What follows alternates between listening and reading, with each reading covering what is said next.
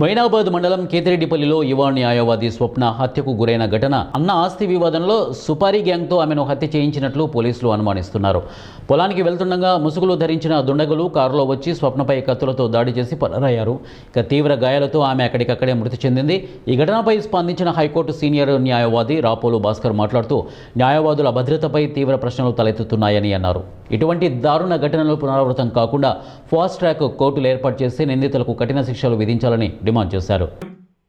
నల్లగొండలో విజయరెడ్డిని చంపినటువంటి పరిస్థితి, హైదరాబాద్ నడిబొడ్డున రంగారెడ్డి జిల్లా ఇజ్రాయెల్ అనేటువంటి వ్యక్తిని ఈ రకంగా ప్రతి సందర్భాల్లో న్యాయవాదుల్ని చంపేటటువంటి పరిస్థితి, కొంతమంది న్యాయవాదుల మీద అక్రమంగా తప్పుడు కేసులు బనాయిస్తున్నటువంటి ఒక పరిస్థితి, కొంతమందిని పోలీస్ స్టేషన్లలో కూర్చోబెట్టి న్యాయవాదులను డిటైన్ చేసి కేసులు రాజీ చేసుకుంటున్నటువంటి ఒక పరిస్థితి రాష్ట్ర వ్యాప్తంగా దేశవ్యాప్తంగా కొనసాగుతా ఉంది.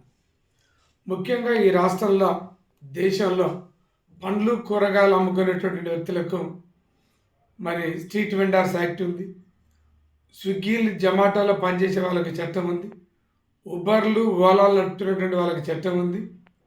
ఈ దేశంలో ముఖ్యంగా తెలంగాణ రాష్ట్రంలో న్యాయవాదుల యొక్క రక్షణ చట్టం లేనటువంటి పరిస్థితి.